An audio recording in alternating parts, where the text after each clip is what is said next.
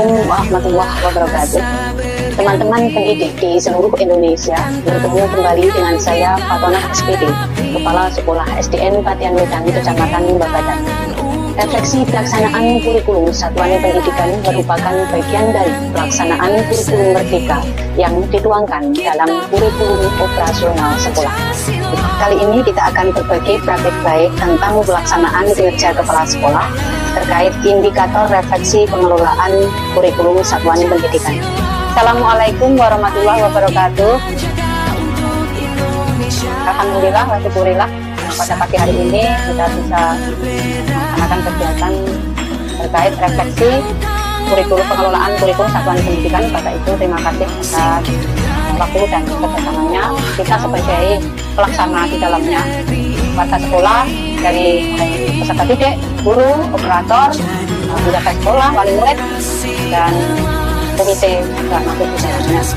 Dalam 1 tahun ini kita sudah menjalankan yang namanya kurikulum satuan pendidikan di lembaga kita. Nah, dalam hal ini mari kita gali mana yang sekiranya ada kendala-kendala atau permasalahan selama 1 tahun ini, mari kita benahi untuk kemajuan lembaga kita ke depannya lebih baik untuk meningkatkan kualitas pembelajaran kita, ya Bapak Ibu. Untuk ke refleksi pengelolaan kurikulum satuan pendidikan ini, kita lihat rapat pendidikan kita selama 1 tahun, ya. Rapat pendidikan ini, maaf kecil, sudah kelihatan bahwa ini banyak yang nilainya merah, ya. Tapi ini saya fokuskan di nilai yang paling mengalami banyak penurunan, itu sangat drastis, itu di indeks kemampuan literasi, jadi membaca anak-anak itu sangat kurang. Itu terkait mungkin ini hasil dari KMBK, ya, KMBK dan Tulisan itu.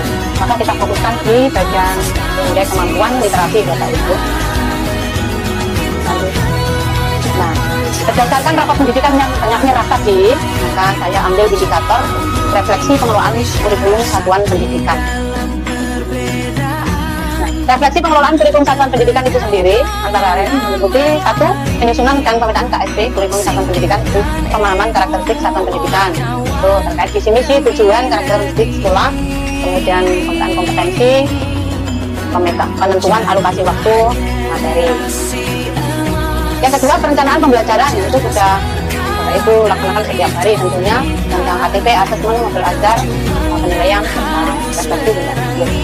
Kemudian yang ketiga, implementasi kurikulum, observasi proses pembelajaran sudah kita laksanakan kemarin bulan Maret, ya. Jadi observasi di kelas, sekolah mengamati pembelajaran di dalam kelas. Kemudian yang keempat, evaluasi dan refleksi.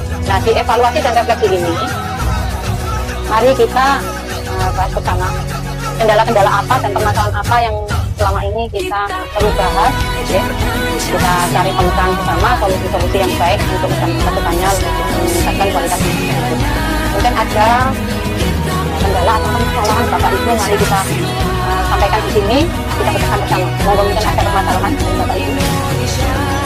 Mohon maaf izin bertanya, saya selaku buat kelas 3, ya. Di kelas 3 ini ada beberapa siswa itu belum terlalu lancar dalam membaca. Sedangkan kita tahu pembelajaran di kelas 3 itu tidak seperti dulu. Di sini di kelas 3 itu tidak hanya dituntut bisa membaca lancar, tapi juga harus memahami materinya. Nah, bagaimana dengan keadaan kelas 3 ini yang beberapa anak belum bisa membaca lancar, sehingga untuk memahami materi pun juga sangat sulit seperti itu.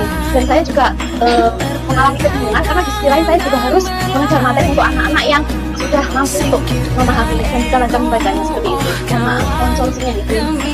Terima kasih Bu Agnes yang sudah memberikan kendala-kendala yang ada di kelasnya. Mungkin dari Bapak Ibu guru ada yang bisa menyampaikan atau memberikan solusi atau perbaikan demi meningkatnya pembelajaran khususnya di kelas 3 untuk anak kurang bisa membaca. Jadi kalau saya buka jadi menanggapi pertanyaan dari Bu Agnes, yang punya kelas 3 dan beberapa siswa gitu, yang mungkin membacanya minat bacanya juga kurang, kan, ya. Nah, oh iya, belum bisa. Jadi gini, di sekolah kita kan sudah ada perpustakaan, gitu, nggih. Dan juga banyak sekali buku-buku pelajaran dan juga buku-buku cerita. Mungkin nanti waktu istirahat anak bisa untuk dijadwalkan ke perpustakaan, menuju perpustakaan untuk membaca. Dan juga mungkin nanti ketika sebelum pembelajaran dimulai atau setelah berdoa, setelah anak-anak melakukan suasana indeks, bisa dilakukan dibiasakan pembiasaan literasi selama mengajar. Karena kan memang nanti di kelas atas juga untuk AMDK itu banyak sekali soal-soal literasi membaca agar anak terbiasa dari kelas yang bawah. Terima kasih Bu Nia sudah memberikan solusi, mungkin kedepannya bisa dilaksanakan ya Bu Agnes di kelas kita supaya nanti pembelajaran khususnya literasi lebih meningkat kedepannya. Itu tadi salah satu tindak lanjut ya. Nah, tindak lanjutnya dari permasalahan solusi, kita laksanakan, kita terapkan, kita praktekkan, coba kita mulai nanti ya Bu Agnes nanti khususnya di kelas kita, dan untuk kelas-kelas lain juga bisa diterapkan seperti itu. Terapkan di perpustakaan selama 5 menit dalam jam istirahat, waktu jam istirahat. Ya, terima kasih Bapak Ibu atas diskusi hari ini. Mudah-mudahan sekolah kita nanti kedepannya lebih meningkat dalam pembelajaran maupun yang lainnya. Terima kasih sekali lagi saya ucapkan, dan dari saya ada kekurangan maaf. Wassalamualaikum warahmatullahi wabarakatuh.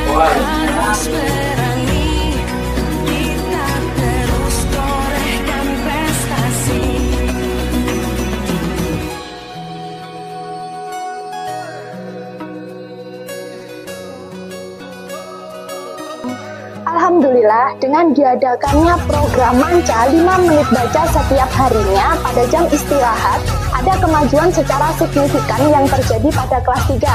Kami akan terus berusaha untuk meningkatkan kemampuan dan minat baca anak-anak sehingga pembelajaran bisa berjalan dengan baik dan lebih lancar lagi.